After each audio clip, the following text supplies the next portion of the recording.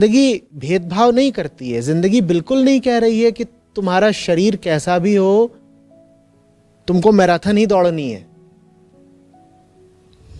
जिंदगी बिल्कुल नहीं कह रही है कि तुम्हारा शरीर कैसा भी हो तुमको लॉन टेनिस ही खेलना है।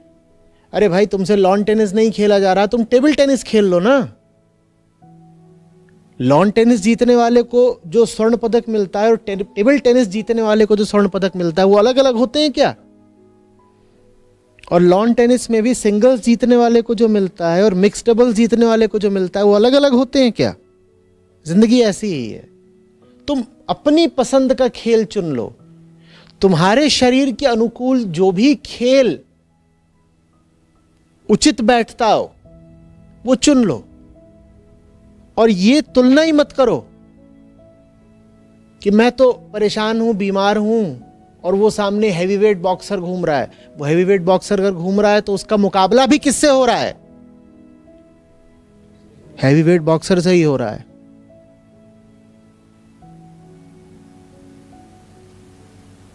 तुम पाते हो कि तुम में नहीं अभी इतना दम है कि तुम सारा काम खुद कर पाओ। तुम रिले रेस दौड़ लो भाई। तुम कहो कि जितना मैं कर सकता हूं करूंगा और उसके बाद मैं बैटन किसी और को थमा दूंगा। आगे तू दौड़। हम इतना ही कर सकते थे, हमारी सामर्थ्य इतनी थी, हमने इतना कर दिया। उसमें भी अगर जीतोगे तो स्वर्ण पदक एक ही मिलेगा। और तुम में अगर बहुत दम है तो तुम ऐसी ऐसी प्रतियोगिताओं में हिस्सा ले सकते हो जिसमें दौड़ना भी होता है, कूद के लांघना भी होता है। 50 चीजें होती हैं, लेकिन उनमें भी क्या मिलता है? स्वर्ण पदक तो एक ही मिलता है ना। बात यह नहीं है कि तुम किस तरीके से भाग ले रहे हो जिंदगी में। जैसी भी तुम्हारी शारीरिक और मानसिक क्षमता है तुम उस तरीके से भाग लो। अभी तो हमने ये देखा कि टेबल टेनिस के खेलने वाले में और हेवीवेट बॉक्सर में अंतर क्या है। ठीक है ना, अभी तक हम उस पर जोर दे रहे थे। अब जरा ये समझो कि दोनों में समानता क्या है। टेबल टेनिस का जो चैंपियन होगा, स्वर्ण पदक विजेता, और जो बॉक्सिंग चैंपियन होगा, दोनों में समानता क्या होगी? निष्ठा, एकाग्रता, अपने अपने तरीके से, अपने अपने क्षेत्र में। लेकिन तुम कहोगे इन दोनों को भिड़ा दें तो टेबल टेनिस वाला तो बहुत पिटेगा। उसको तुलना करनी ही नहीं है दूसरों को देख करके। उसको तो यह देखना है कि अपने शरीर के अनुरूप मैंने एक काम चुना, उस काम में मुझे उतनी ही लगन से जुटना है जिस लगन से बॉक्सर अपने काम में जुटता है। तो मुझमें और बॉक्सर में शरीर का अंतर है, ध्यान का अंतर नहीं है। उसको भी अगर जीतना है तो ध्यान उसे भी लगाना पड़ेगा, और मुझे भी जीतना है तो ध्यान मुझे भी लगाना पड़ेगा। मैं ये नहीं कह सकता कि उसकी चुनौती ज्यादा बड़ी है तो वो ज्यादा ध्यान लगाए। हमारा क्या है, हम तो एक टेबल पर गिटपिट कर रहे हैं, हमें थोड़ी ध्यान लगाना है। अरे, लॉन टेनिस वालों का रैकेट भी बड़ा होता है, बॉल भी बड़ी होती है, मैदान भी बड़ा होता है, तो वही करें मेहनत। टेबल टेनिस वालों का क्या है, हथेली बराबर रैकेट ले लिया, 5 ग्राम की बॉल ले ली और डाइनिंग टेबल बराबर मेज, उस पर टिक टिक टिक टिक। हमारा काम तो सस्ते में चल जाएगा सस्ते में काम। टेबल टेनिस में स्वर्ण पदक सस्ते में मिल सकता है क्या? उतनी ही मेहनत और उतनी ही एकाग्रता चाहिए जितनी कि लॉन टेनिस में, है ना। तो बेटा, आप लॉन टेनिस की जगह टेबल टेनिस चुनिए। आपका शरीर नहीं साथ दे रहा तो आप लॉन टेनिस की जगह टेबल टेनिस चुनिए। लेकिन जो कुछ भी चुनिए उसके साथ इंसाफ करिए ना। आप कहेंगे आचार्य जी मेरा शरीर एकदम ही गायब हो गया, तो छोड़ो, तुम शतरंज खेलो।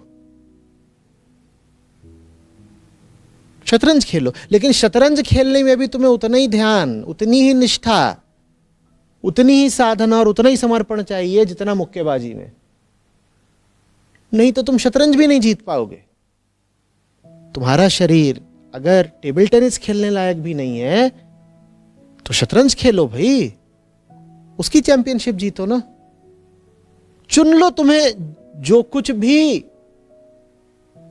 अनुकूल पड़ता हो अपने शरीर के अनुसार, लेकिन फिर उसमें रमो, घुसो और जीतो।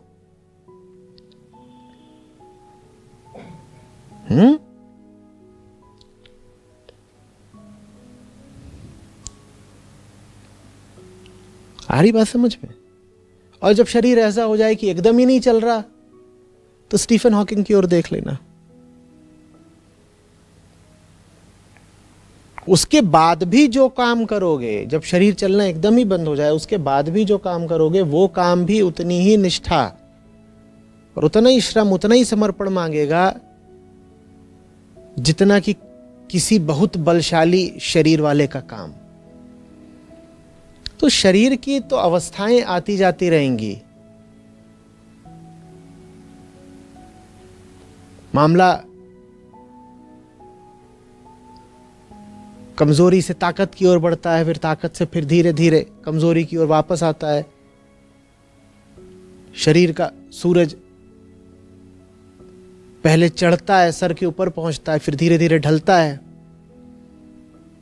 लेकिन शरीर की जो भी हालत हो, उस हालत के अनुसार तुम्हें तो लगना ही पड़ेगा, डटना ही पड़ेगा। टेनिस की हम बात कर रहे हैं।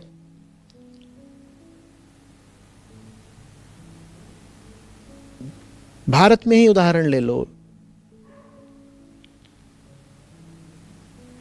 लिएंडर पेस ने कहा है कि इस साल अब रिटायर होंगे।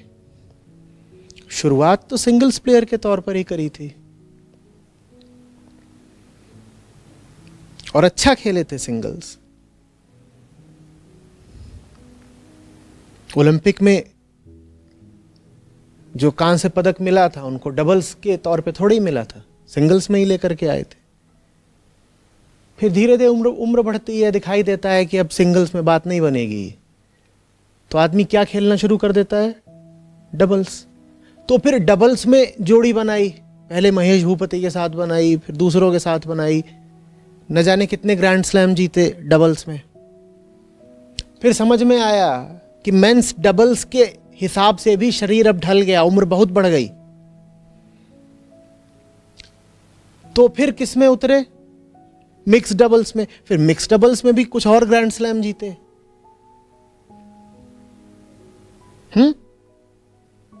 और अब जब अवस्था 40 को भी खूब पार कर गई है, तो अब रिटायरमेंट है।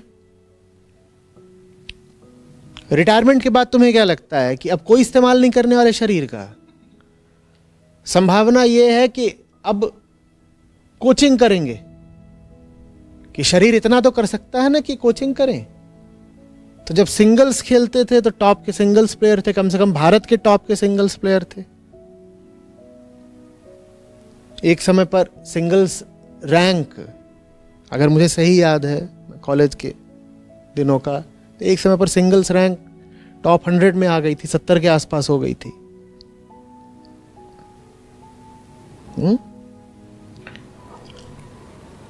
तो जब सिंगल्स खेलते थे तो सिंगल्स में जान लगाई, ओलंपिक्स मेडल भी जीता। डबल्स खेले तो डबल्स में जान लगाई, फिर मिक्स डबल्स खेले तो उसमें जान लगाई। अब कोचिंग करेंगे तो उसमें जान लगाएंगे। जो तुम्हारे शरीर की अवस्था हो, तुम उस अवस्था के अनुरूप काम कर लो, लेकिन जो भी काम करो उसमें निष्ठापूर्वक काम करो, अव्वल दर्जे का काम करो ना भाई। 50 साल के कोच को यह नहीं कहा जाता कि तुम जाकर के खुद खेलो ग्रैंड स्लैम। स्टीफन एडबर्ग का तो नाम सुना होगा, अपने समय के ग्रैंड स्लैम विजेता।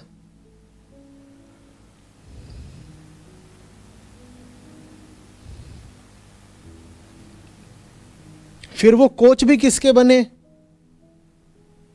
रोजर फेडरर के। कि जब तक हम खुद खेलते थे तो दुनिया के नंबर 1 खिलाड़ी थे। अब जब हम खुद नहीं खेलते, उम्र ढल गई, शरीर ढल गया, तो हम कोच भी किसके हैं? दुनिया के नंबर 1 खिलाड़ी के। इसको कहते हैं नंबर 1 रहना। शरीर की हालत ऊपर से नीचे होती रहती है, हम नंबर 1 के नंबर 1 हैं।